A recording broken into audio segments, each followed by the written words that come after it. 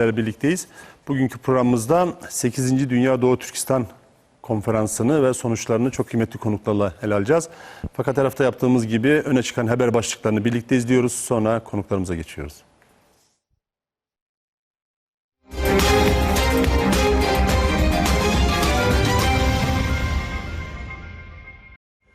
Evet, hafta öne çıkan haber başlıklarına da birlikte baktık. Konuklarımızı takdim etmek istiyorum. Hemen solumdan başlarsak Ahmet Tursun, İsveç Uygur Marif Derneği Başkanı. Hoş geldiniz. Hoş bulduk. Yardımcısı. Diğer konuğumuz Hidayet Oğuzhan, Doğu Türkistan Marif ve Dayanışma Derneği Genel Başkanı. Siz de hoş geldiniz. Hoş bulduk. Ve nihayet üçüncü konuğumuz Alişer Halilov, Kazakistan Mir Neşriyat Genel Müdürü, Mir Neşriyat Dünya Yayınları Genel Müdürü. Siz de hoş geldiniz. Rahmet. Şimdi Hidayet Bey, bu 17-21 Temmuz 2016 tarihlerinde, yani Türkiye açısından da tarihi olaylara tanıklık ettiğimiz zaman aralığında İstanbul'da 8. Dünya Doğu Türkistanlılar Kardeşlik Buluşması diye bir toplantı yaptınız. Evet. Tabii aylar öncesinden planlandığı için ve bu tarihlere denk düştüğü için olağanüstü bir dönemde yapmış oldunuz. Biraz o günleri, yani heyetler geldi, nasıl bir ortam oluştu, bir aniden programınızı nasıl etkiledi, o günleri biraz paylaşsak, öyle başlasak. Evet, dediğiniz gibi biz 6-7 aydır yoğun bir hazırlıklarla yaklaşık 17-18 ülkeden arkadaşlarımızı zamanlara ayırdı, konuları işledik. Çok büyük bir hazırlık içerisindeydik. Büyük çoğunlukta gelmişlerdi Türkiye'ye delegelerimiz. Yani çok hazırlıktaydık. O darbenin olduğu gecesi zaten akşam saatlerinde biz bütün STK'lara davet ediyoruz, konuşuyoruz yarın teşrif edin diye. Orada o saatlerde bu darbenin gerçekleştiğini... Siz 17'sinde açılış oturumu yapacaktınız. 15'i gecesi. Böyle bir şey gördük, yani başımıza kaynar su gibi. Yani şey açısından değil, faaliyet açısından değil.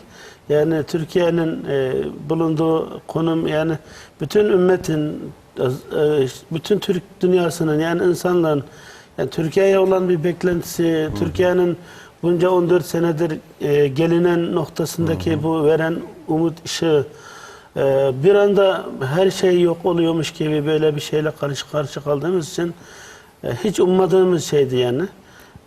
Çok endişelendik, kaygılandık.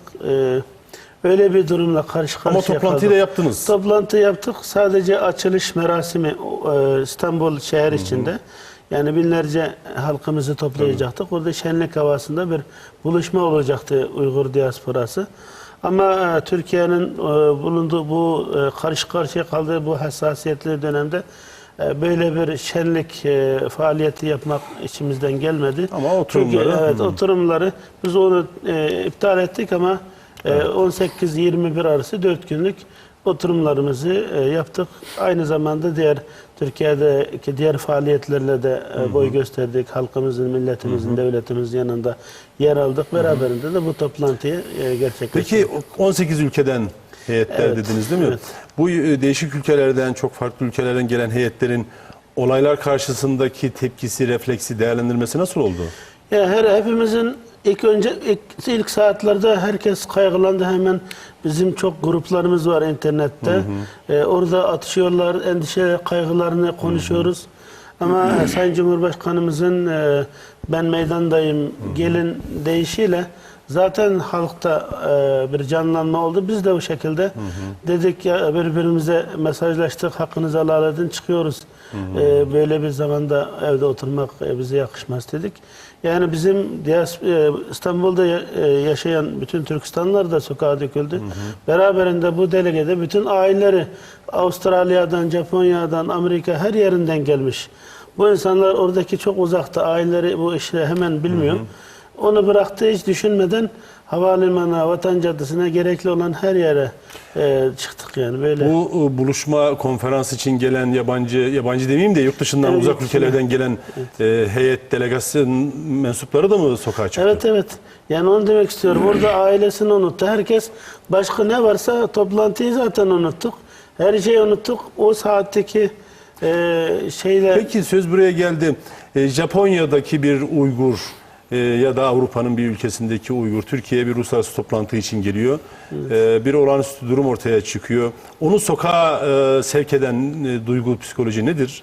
Şöyle, Türkiye zaten bütün diğer Türk İslam ülkelerinin hepsine, milletlere bir umut ışığı vermiş durumda. Yani bu gizlenen şey değil. Türkiye'deki her hadise herkesi artık ilgilendiriyor. Yani burada bir kaygı verici bir şey olduğu zaman herkes hemen oraya etki sirayet ediyor. O nedenlerle Türkiye'deki olan bu büyük kanlı hıyanet, bu olay hemen herkesi, her şeyi iptal etme, burayla ilgilenme, kendi o ne dava ise çeşitli fikirlerle ona bağlı olduğunu düşünüyor artık. Yani Türkiye yoksa başka bir şey de yoktur yani. Yani kendi milli davalarının, mücadelelerinin Türkiye'nin varlığıyla ilişkisini direkt kurdukları için. Öyle, evet. İnsanlar kendilerini, yani bu bizimle ilgili bir mesele değil, bir sakin duralım değil, sokağa çıktılar. Evet. Yani bu Türkiye'yi kurtarırsak yani diğer meseleler de kurtarılır diye düşünce. Peki şimdi tam da böyle bir misafirimiz İsveç Uygur Marif Derneği'nden Ahmet Tursun. Siz toplantı için geldiniz. Evet. Daha önce Türkiye'ye gelmiştiniz herhalde. Gelmiştim. Geldiniz ve birkaç gün sonra böyle bir olayla karşılaştınız. İlk tepkiniz, ilk değerlendirmeniz, yani o gün ya da o hafta içinde neler yaşadınız? Biraz böyle paylaşsanız bizimle. Zaten toplantı için gelmiştik. Ben daha erken geldim. Ailemle geldim. Çoluk çocuk da buradaydı. Olaylar olurken, televizyonda bildiri okunurken çocuklar yatıyordu zaten. Ben de dışarıdaydım. Girdim. Akrabalarımız, telefonlar gelmeye başladılar. Böyle bir olay uçaklar uçuşmaya başladı. Ben de şaşkınlıklar içerisindeyim. Rüya gibi. Sonra uçaklar uçup böyle bomba sesleri gelince çocuklar da uyandı zaten. 2 güne kadar yani uyanamadım tam. Yani böyle bir şey olur mu diye. Biz de zaten oradaki dernek faaliyetlerimiz, çalışmalarımız Türkiye'ye hemen hemen bağlı ve ilgilendiriyor. Çünkü bizi yol gösterenler, oradaki dernek faaliyetlerimiz, oradaki işlerimizi yol gösterenler zaten Türkiye'den gelen abi kardeşlerimiz, bizden erken gelenler, 40 sene, 50 sene olmuş orada göçle gelen kardeşlerimiz olduğu için bizim her şeyimiz oradaki kardeşlerimize bağlı, Türkiye'ye bağlı aynı zamanda. Bize bayağı etkilendi. Çocuklar uyandı sonra uçak sesleriyle. Salalar başladı. Dua ettik. Arkadaşlar hemen hemen düşünmeden sokaklara döküldüler. Çünkü biliyor ben 20 senedir yurt dışındayım. Hayatım hemen hemen ta Pakistan'dan şimdiye kadar 20 senedir Türkiye'den gelen ya öğrenci arkadaşlarımız onlarla beraber geçiyor. Öyle olduğu için bizim de ancak gelebildiğimiz yer Türkiye'dir zaten. Memlekete hiç dönme şansımız olmadı. Gelip rahat ettiğimiz yer. Bizi bayağı etkiledi. Biz de yakından ilgilendirdi bu olaylar. Yani. İsveç Uygur Derneği, Uygur Marif Derneği. Siz ne kadar zamandır İsveç'tesiniz? Biraz İsveç'teki Uygur diasporası ya da varsa daha geniş Türkistan diasporasından söz etsek. Ben İsveç'e 2003'te geldim. 2006 senesinde derneğimiz kuruldu. 10 senedir derneğimiz İsveç'te faaliyet yürütmektedir. Eğitim amaçlı kuruldu ilk başta. Orada öyle bir başka dernekler de vardı bizim önce. Ama eğitimle ilgilenme zamanı olmadığı için, siyasetle fazla ilgilendiği için böyle bir durum olmamıştı. 2009'u gelince bizim dernekte siyasetle ilgilenmeye başladı. Başka eski dernekler tam gücünü gösteremedi. Ondan sonra biz zaten yol gösterenler, bizden önce gelenler oldu. Hemen her yer tutma, tüm şeylerde kardeşlerimizi iç içe, oradaki Türkiye'den gelenlerle beraber çalışıyoruz.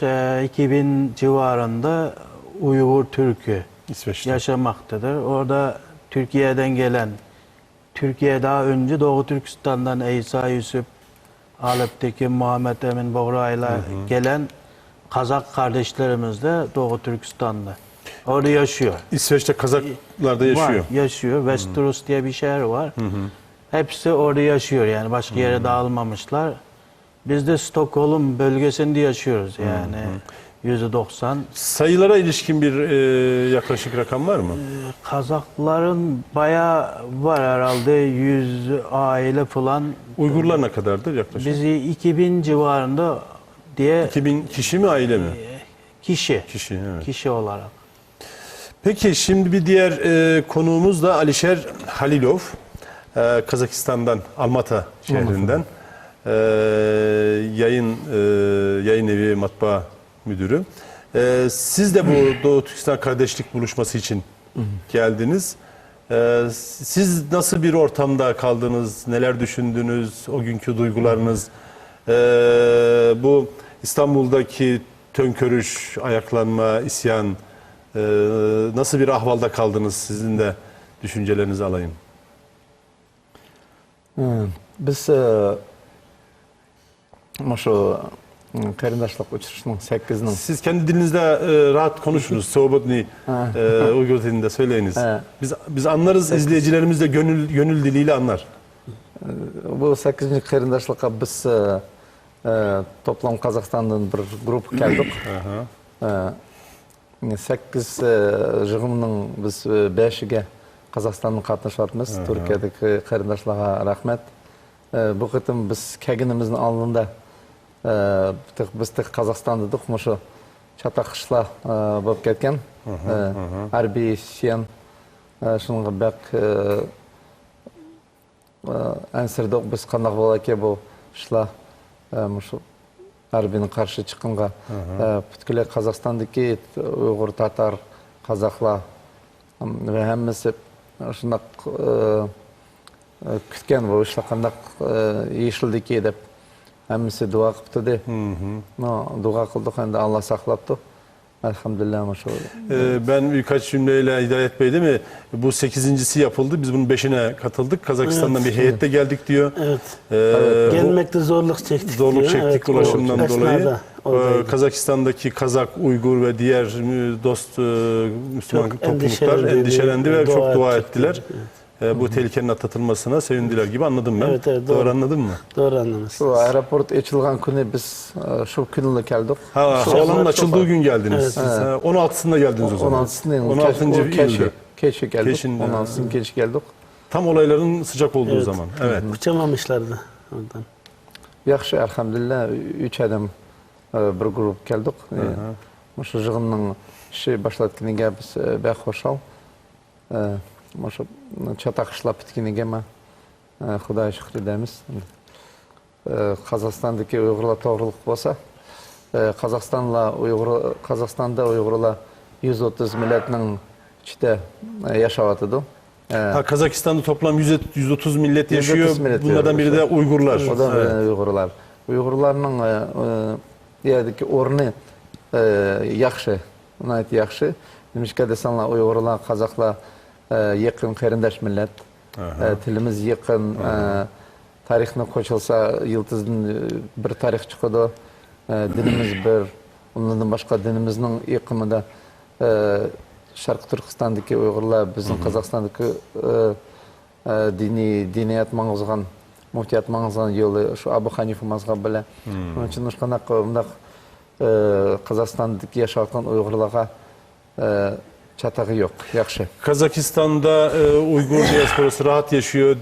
Kazaklarla din birliği, dil birliği, tarih birliği. Doğu Türkistan'la da temelimiz aynı. Aynı mezhep, aynı kültür. Hanefi, Sünni Silimiz olması, yakın. dilde yakın olması, Kazakistan'da Uygurlar rahat bir şekilde kültürlerini, dinleri yaşıyorlar. Evet. Bir sayı var mıdır? Ne kadar Uygur olduğu biliniyor mu? Qanchalik bir Uyg'ur bor? Kazakistan'da. Qozog'istonda Sharqiy mamlakatning saniq bo'yicha 300 mingga yaqin, 300 mingga yaqin Uyg'urlar bor. Biroq mayda sanalmagan bo'lib qolishi mumkin. Şu resmi 300 bin civarında. Ama Resmi farklı olabilir. O Evet. Biroq yana birini aytish kerakki, Qozog'istonda Uyg'urlarga xeyli bir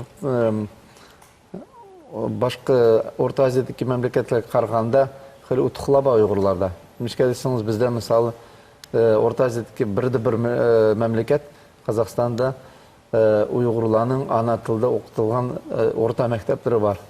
Memleket Orta tarafı. Asya'da en rahat Uygurların yaşadığı bölge Kazakistan'dır ve orada çok imtiyazlar ve Uygurca okulları, çok sayıda Ve okullarımız bugün var. 63 mektep var.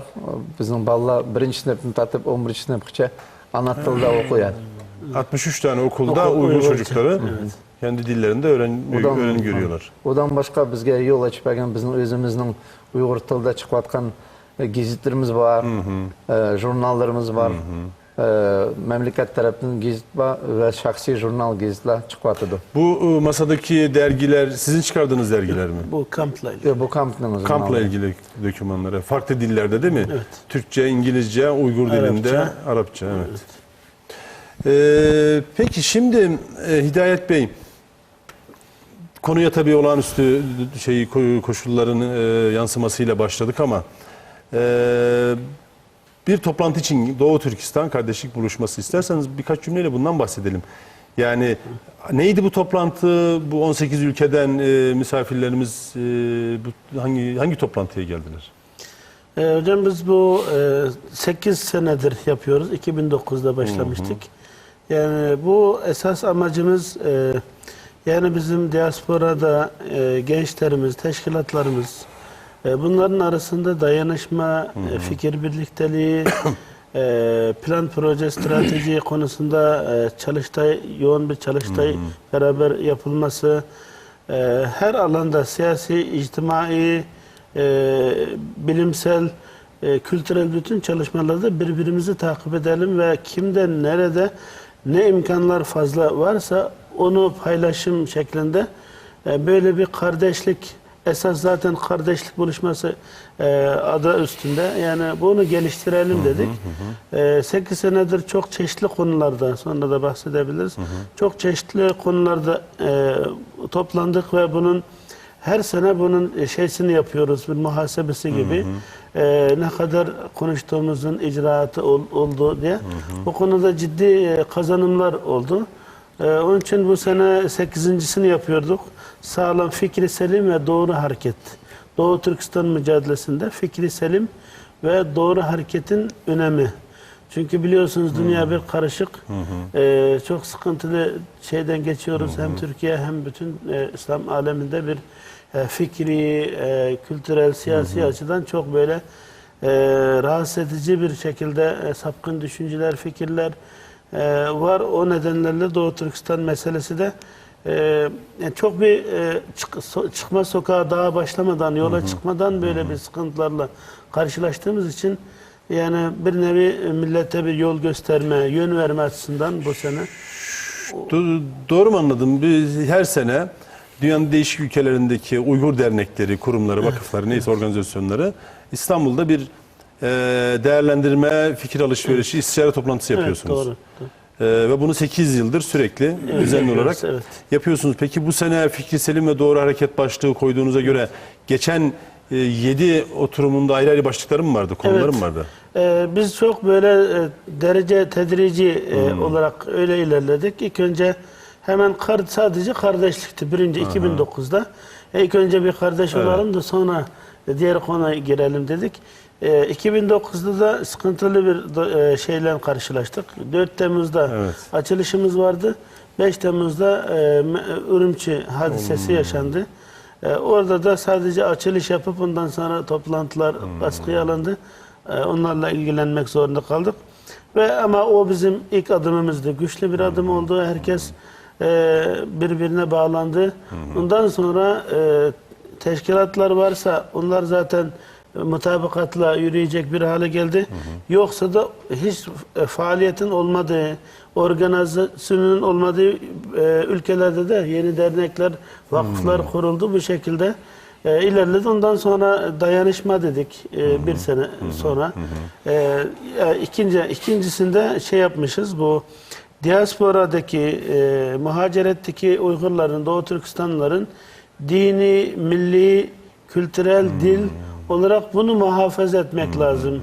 Yani Doğu Türkistan'la bizim yeni nesillerimiz bağ kopmasın diye onu ele aldık. Orada Evet. çeşitli mesela. Değişik konuları aldınız. Şimdi bu senede dediğiniz gibi farklı İslami anlayışlar, dünyada farklı algılamalar olduğu için siz doğru yol hangisidir, Evet. istikamet ve doğru davranış hangisidir masaya yatırdınız. Şimdi 18 ülke olduğunu söyledik. Evet. 2 tanesi burada, Kazakistan ve İsveç. Evet. Başka hangi ülkeler vardı? Hani hepsini sıralamak anlamında değil de öne çıkan Şimdi ülkeler. önemli olan Avustralya'dan iki ayrı Avusturya mı, cemi- Avustralya mı? Avustralya. Maşallah. Çok uzaktan iki ayrı İslam Cemiyeti Başkanıydı. Genel Müslümanları muhatap alan.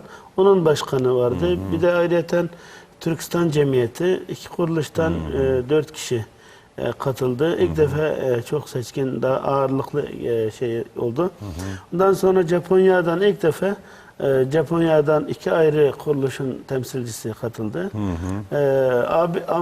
ABD'den sürgün hükümetinin kurucusu, Doğu Türkistan sürgün hükümetinin kurucusu katıldı. Ondan sonra Kazakistan, diğer Finlandiya, Avrupa'nın çeşitli Norveç, bir de Hollanda vardı. Pakistan'dan da ilk defa katılım vardı. Pakistan'dan daha 50-60 sene önce oraya yerleşmiş neslin çocukları orada vakıf çalışması. Onlar Afganistan'da da ilk defa Mazar-ı Şerif'ten hiç bilmediğimiz yani onların da ecdadı oraya gelmiş, yerleşmiş. Şimdi yeni kendini toparlıyorlar, cemiyet kurmuşlar. Oradan da katılım oldu. Bu şekilde çok çeşitli, bu sene daha zengin bir Gittikçe katılım daha var. Evet, yerleşik güzel. hale geliyor. Daha Evet. katılımın genişlediğini görüyoruz. Evet. Şimdi peki ülkelere, hani burada olan en azından ülkelere, şimdi İsveç'te Uygur Marif Derneği var. Ahmet Bey de orada. Bu dernek ne yapıyor? Ne tür faaliyetler yapıyorsunuz? Biraz onu bahsetseniz. Bir de İsveç'e odaklanıyoruz ama Avrupa'da genel durum nedir, Avrupa Birliği, Avrupa ülkelerinde? İsveç'teki derneğimiz dediğimiz gibi 2006 senesinde eğitim amaçlı kuruldu. Ondan sonra 2009'da siyasi statüsünü aldı. Siyasi çalışmalara, mecliste bir sürü yerlerde çalışmaya başladık. Şimdiye kadar siyasi eğitim, tüm şey var. Aynı bir federasyon gibi olması gereken bizim bir sürü konularımız var zaten. Eğitimle ilgilenmemiz gerekiyor. Dini, dil olarak, kültürle ilgilenmemiz lazım. Kaybolmaya çalışıyor zaten Avrupa medeniyeti. Bizim için değişik bir medeniyet orada. Ondan sonra bizim siyasi problemlerimiz var. Yani biz o dernekle kurduktan sonra dünyada bir sürü değişiklikler oldu. Ürümçi olayları oldu. Ondan sonra önceki olaylar olarak biz de daha siyasi konularda çalışmak zorunda kaldık. İşte Allah'a çok şükür bizden önce gelen, Türkiye'den gelen abilerimiz yol gösterdiler. Dernek çalışmalar, tüm şehirlerimize yardımcı oluyorlar. Beraber çalışıyoruz. Hatta meclise bile girdik. Meclisin içerisinde ilk sefer böyle Doğu Türkistan, İsveç parlamenter arası dostluk grubunu ilk sefer 2015. ayın 23'ünde 4 partiden müteşekkil 7 parlament üyesi, meclis üyesiyle bir dernek kurma şansımız oldu. Hatta orada bir haberiniz oldu. Bizim bir bakanımız vardı, Mehmet Kaplan adında. Türkiye kökenli, bir yaşında gelmiş, Gaziantep'li olan bakanımız ile 2009'dan beri, Ürümçi olaylarından beri zaten meclisteydi. 2006'da meclise girmişti. 2009'da İsveç Yeşiller grubu, meclisteki grup başkanıydı yani. Onunla beraber, hala beraber çalışıyor. Sonra 2014'te İsveç'in İskan Bakan oldu. Şehir Kalkınma İsveç İskan Bakanı oldu. Şu anda halen bakan mı? De birkaç ay önce orada da bir olay yaşandı. Gezi olayları, İşte, onlar bunlar. Oradaki başka gruplar ittifak ettiler. Karalama kampanyası başlattılar. Bakanımızı AK Parti'ye bağlayıp orada zaten bu olaydan önce de AK Parti Cumhurbaşkanımız olan bir düşmanlık şeysi vardı. Onlar şehir odakları ittifak ettiler. Bir sürü kararlamalar sonra bakanımız istifa etmek zorunda kaldı. Hala 2019'a kadar bakan statüsünde ilk parlament üyesi ve bakan. İşte onun sayesinde bizim öyle bir meclis ilk 50 sene içerisinde sürgünde kurulan resmi meclis tarafından tanınan bir Bu böyle bir dernek. önemli bir şey, evet. Onun sayesinde bir sürü hatta Uygurların oturum alma problemi var. 4-5 sene sürüyordu. Bu derneklerin çalışmasında Uygurlara özel yetki tanındı. Uygurlara geri gönderme hemen gelince oturum verilmesi gerekiyor diye özel bir statü tanıdı. Ondan başka da Finlandiya, Norveç, Hollanda, Almanya, Avusturya, bir sürü yerde dernekler bulunmaktadır şu an. Onlar da çalışıyor elinden gelince. Doğu Türkistan konuları anlatmaya, meclisler her yönde kardeşlerimiz var. Zaten Türkiye'den gelenlerle beraber çalışıyor. İç içeyiz yani hemen hemen. Dostluk, dayanışma. Evet, zaten burada bu olaylar başlayınca askerin kalkışması, orada tüm Doğu Türkistanlar olsun, oradaki Türkler beraber sokaklara döküldü orada. Avrupa'da da değil mi? Evet, aynı zamanda burada aynı şey olarak orada da döküldü. Yani Bizim kardeşler. şunu anladım. Cumhurbaşkanı meydanlara sahip çıkın çağrısı sadece Türkiye'deki illerde değil, Avrupa'da da yankı buldu. Evet, aynı saatte orada da bizim kardeşlerimiz aradılar. Zaten beraber hareket ettiğimiz için hepsini ilgilendiriyor. Orada da sokaklara döküldüler yani. Hala orada her gün devam ediyor. Şimdi Orada da demokrasi nöbeti devam ediyor mu? Evet, devam ediyor. Avrupa'nın şehirlerinde. Evet. Buradan selamlarımızı götürün döndüğünüzde oradaki kardeşlerinize. İnşallah. Ben de konuya girerken bir şey unuttum yani. Buyurun. Aslında o konuyla başlamamız lazımdı. Bu kahraman Türk milletinden bu sefer çok burada aynı zamanda burada canlı olarak müşahede ettiğimiz için bir sürü şey öğrendik. Bir de adamlığı öğrendik, kahramanlık öğrendik. Nasıl bu devleti 1000 senedir ayakta tuttuklarını ben şimdi anlıyorum yani. Ölen, rahmetli olanlar, şehitlerimize Allah'tan rahmet diliyoruz. Allah şehitlik yüksek mertebelerini versin. Aynı zamanda Sayın Cumhurbaşkanımız Recep Tayyip Erdoğan'a da teşekkür ediyoruz. Adamlara yol gösterdi. Türkiye devletini kurtardı. Zaten Türkiye dediğimiz zaman şu an Doğu Türkistan'ı doğrudan ilgilendiriyor. Öyle olunca bizim de hemen hemen ana konumuzdur yani Türkiye'deki bu mesele şu an. Evet, dualarla inşallah atlatılmış olsun. Şimdi Alişer Bey, siz de Kazakistan'da bir yayın kurumunun başındasınız. Bir neşriyat organizasyonunun. Ne tür faaliyetler yapıyorsunuz? Yani nasıl kitaplar çıkarıyorsunuz? Hangi konularda dergileriniz var? Biraz faaliyetlerinizden, çalışmalarınızdan bize söz etseniz.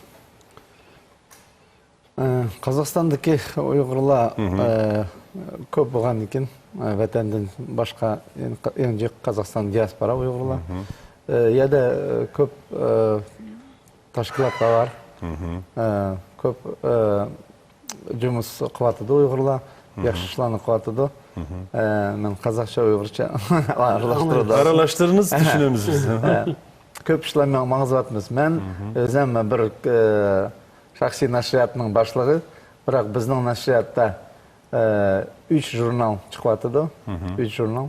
Бірisi dini журнал Ихсан, ikincisi günçelerge, küçük ballara jurnal Günçe. Üçüncüsü şair yazıcılara Uygur Payım деген jurnalı çıkıyor. 3 tane farklı dergi çıkarıyorsunuz. Evet. Bir tanesi dini dergi, dini konulu. Bir tanesi gençler için, çocuklar için. Bir tanesi de edebi. Edebi, yazıcı, şairlarga Şair, suat edebiyat. misal. Güzel. Odan başka bizning nashriyatimiz ve bizning Yaşlar Uygur Kultur Merkezi'nin aslida ishlab atadi. Bizning memleketlik Uygur Kultur Etnik Kultur Merkezi var. Bunun başlığı hazır Deputat Majlisi Nurumov Şaymardan aka. Başka tashkilotlar mı hazır özünün işini mangızып атыды. şu Uygur etnokultur merkezinin aslında bu etnokultur merkezinin merkezi özü Asambleya Narodu Kazakistan'ı degan toplamga kirdi. Onun başlığı prezident bizning Nursultan Nazarbayev. Nazarbayev'e bağlı bir birim var. Kazak halkları diasporalar topluluğu gibi değil mi? Yani onun içinde Uygur farklı milletler Kültür temsil Merkezi ediliyor. var. O kültür merkezinin çerçevesinde bütün teşkilatlar bu faaliyetleri yürütüyor. Bu faaliyetleri yürütürken rahat çalışıldığını, özgür bir ortamda çalışıldığını söylediler. Gerek kültür merkezinin çalışmaları, gerek diğer neşriyat ve faaliyetleri devam ediyorlar. Şimdi Oğuzhan Bey, bütün zorluklara, zor koşullara rağmen oturumlar yaptınız. Evet, evet. Üç gün mü sürdü toplam? 4 gün mü sürdü? 4 gün. sürdü. 4. gün. 4 gün içerisinde hangi çalıştaylar, oturumlar yapıldı? Hangi meseleler ele alındı? Biraz işleyişine ilişkin, hangi konular ele alındığına ilişkin. Şimdi hocam ana başlığımız Doğu Türkistan mücadelesinde sağlam fikir, yani fikri selim ve doğru hareketin ehemmiyeti, önemi demiştik. Şimdi bunu birkaç şeylere ayırdık, yani Oturum başlıklarına. alt şeylerine. Burada her gün tebliğ sunan, profesyonel hazırlanan hocalarımız veya akademisyenler kendi diasporamızdan onlar vardı. O sunumdan sonra bir müzakere şeklinde fikir alışverişi, herkesin fikrini beyan edebileceği bir oturumlar vardı. O şekilde tartıştık. Yani şimdi burada fikri selim dediğimiz zaman biliyorsunuz Doğu Türkistan davası çok yönlü bir mesele olduğu için diasporada ve Doğu Türkistan'da bu meseleyle ilgilenen şahıs ve cemiyetler olarak bunların nasıl fikir beyan ettiği, nasıl çalıştığı, nasıl hareket ettiği, siyasi anlamda da sosyal, içtimai anlamda kültürel bu hem halkımızı ilgilendiren hem dışarıda bize bakan veya siyasi ekonomi her açıdan insanları etkiliyor. Yani bizim nasıl yürüyeceğimiz ve neyle karşılaşacağımız. Onun için biz bunları ele alalım dedik. Doğu Türkistan dediğimiz zaman oradaki zulüm veya esaretı o şekilde baktığımız zaman çok çeşit fikirle yola çıkmış teşkilatlar, unsurlar bulunuyor. Birileri bağımsızlık diyor, birileri otonom özellik diyor, birileri insan hakları yeterince olsun diyor. Bazıları Çin'in o anayasası içerisinde düzgün insanca yaşayalım diyor. Çok çeşit fikirler. Birileri bağımsızlık için savaşalım diyenler var. Yani bunun hepsine baktığın zaman kimin ne konuştuğu, ne yaptığı bizi, genel milletimizin menfaatini, çıkarını nasıl etkiliyor? Buna bakıyoruz. Baktığınız zaman çok bazı yanlış şeyleri de görüyorsunuz. Şu an önemli, Doğu Türkistan'ın %100 Müslümandır Doğu Türkistan halkı. Ve bütün zulümlere rağmen halkımız kendi dinini, milli kimliğini muhafaza etme açısından çok sımsıkı sarılmış. O şekilde kendini bugüne kadar taşımıştır.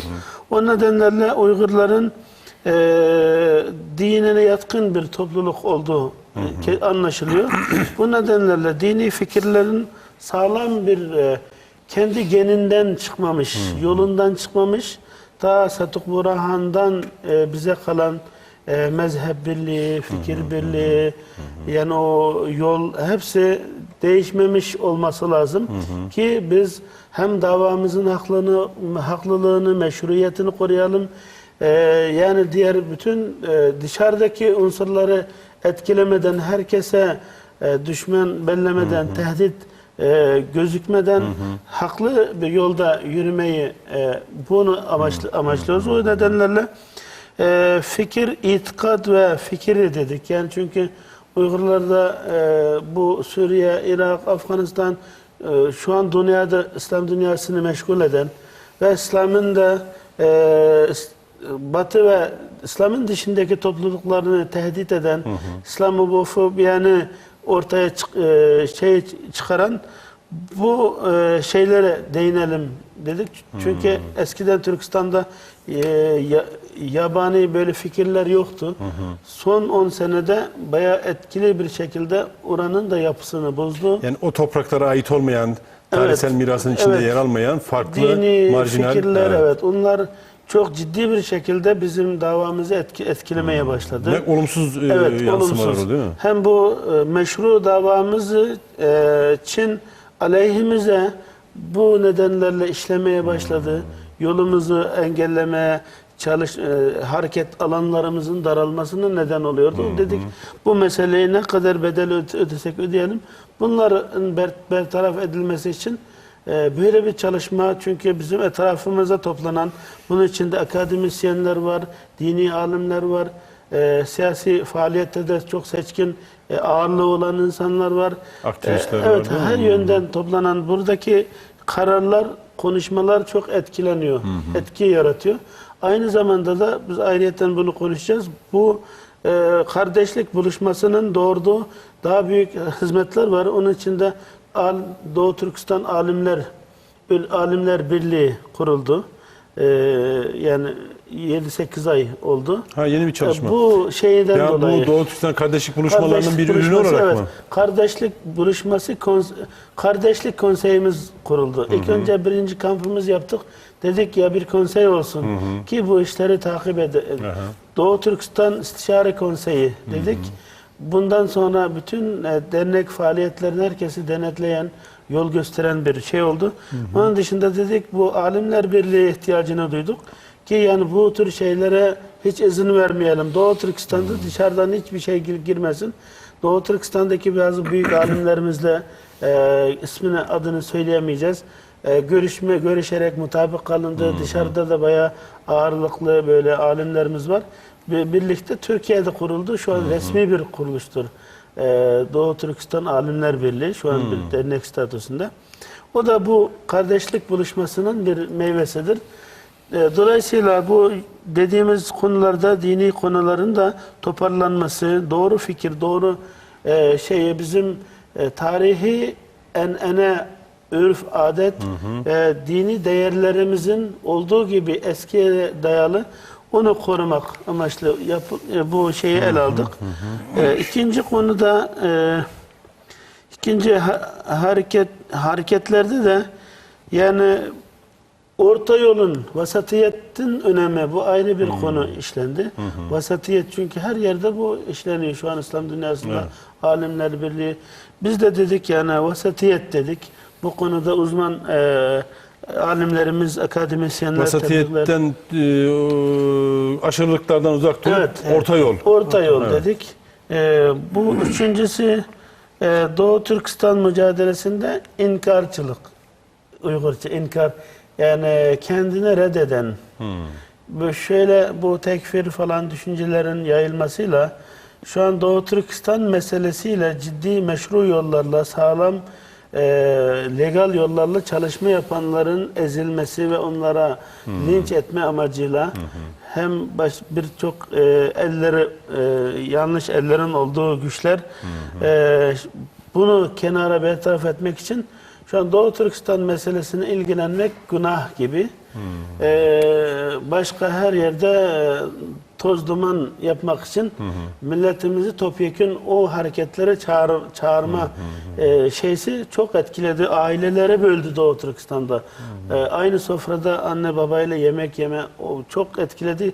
İçin biz bu konuyu ciddiyetle ele aldık. Bu nedir yani, dışarıdan bir takım akımlar mı etkiliyor? Yani Evet. Selefilik falan mı giriyor? Selefilik, bu coğrafyada olan bazı iç savaşlar bunu çok kutsal bir şeymiş gibi bütün Doğu Türkistan... Bir tür cihat algısı. Evet, Doğu Türkistan'da kendi sıkıntılarımızla ilgilenip, kendi kimliğimiz, kültürümüz, varlığımızı koruma açısından meşru zeminlerde çalışma yapmak, orada yaşayıp Doğu Türkistan'da, orada biz onu teşebbüs ediyoruz. Orada Yerine yaşanmasın. Suriye'de, Irak'ta değil mi? Bu bizi etkiledi. Doğu Türkistan davasını dedik. Bu meselede de ele alınsın diye bu konuları belirttik. Yani önce Doğu Türkistan dedik. Peki Doğu Türkistan'dan bu toplantıya katılım olabiliyor mu? Yok. Çok az olabiliyor. Onu biz resmini şey yapmıyoruz. Evet, başka ülke, evet. Anladım. İsmini falan vermeden Evet. çok normal şekilde Belki. katılıp kimse. Bir de bu konu gündeme geldi. Başka var mı konu? Başka var.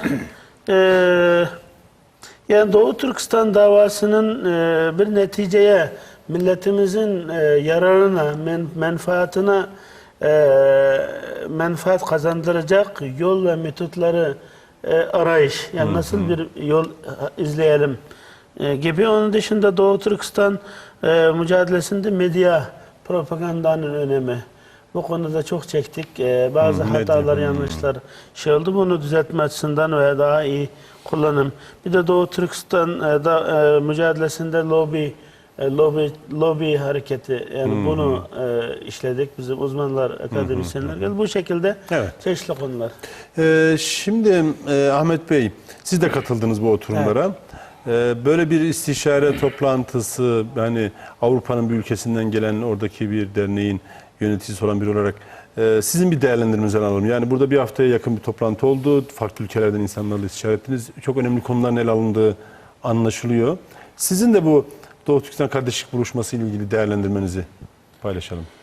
Bu sefer biz de zaten ilk başından beri bizi bu derneklerle adı da hemen hemen aynı olduğu için birincisinden başlayıp 8'ine kadar buradayız zaten. Beraber hareket ediyoruz, bazı planlamalar, orada tüm şeylerde varız. Bir sürü konuları şimdiye kadar ele aldık ve şey yapmış olduk ama bu sefer çok önemliydi.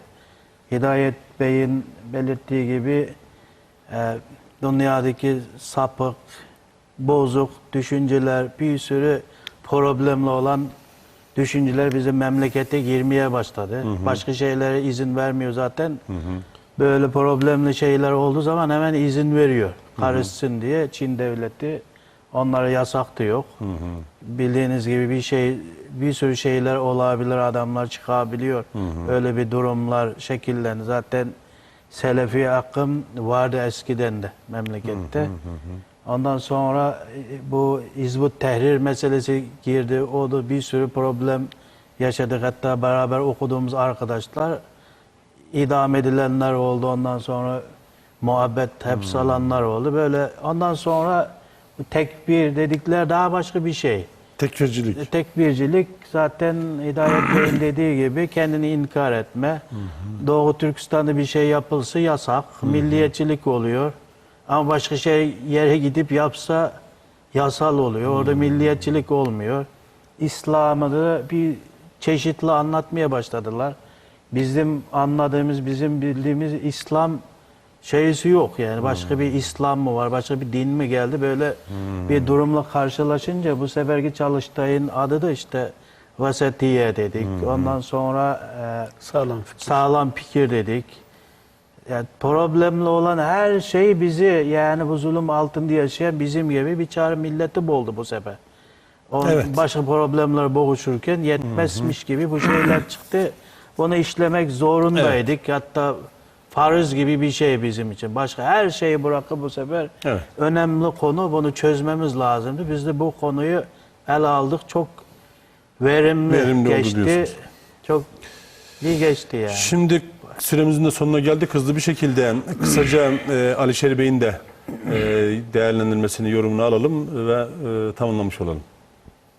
Sizin bu konferansla kardeşlik buluşması ile ilgili kısa değerlendirmenizi, göz kararınızı alalım. Biz bu konferensiyalarga уже men degендek 5-нче кытым катнашып атабыз. O bizning Қазақстанда жүрүп аткан biz маңызды аткан фаалиятларга наайты яхшы bir үлгү болуп атады. Хәле нәрсәне үгәндек. Sizlerle fikir anlaştırıp Kazakistan'da bu atkın işlerini bulağıma dedik. Doğru yol bizning bu hazır mağaz atkın naşret kişimiz taşı İhsan jurnal bile şu din bile bağlaş. Şunlaşka məyətge Türkiye'de Uygur ustazlarımız cek endikin bir yerde bir Uygur Almanın komitetleri birleşmesi boldy, bir fatwalar bolsa biz Uygul nispeten fatwalarny oşlardan soraýmys. Şoňa ne täsir kuvvatlydy bizge? Evet, herhalde şeyi tamamlamış olduk. Yani konuşacak daha çok konu var fakat Evet. sürede hızlı geçti. Ben çok teşekkür ediyorum Teşekkür katıldığınız ederiz için. hocam. Çok güzel. Tebrik ediyorum böyle önemli bir Allah konuyu razı olsun. Sizlerin farklı duanız, ülkelerle aldığınız için. desteğiniz. Siz de hem Türkiye'ye hoş geldiniz hem dönecekseniz ülkelerinize güle güle sağ salim gidin inşallah. Selam götürün oradaki dostlara. Allah razı olsun. Size de hayırlı yolculuklar diliyoruz. Çalışmalarınızda, bundan sonraki çalışmalarınızda da başarılar diliyoruz.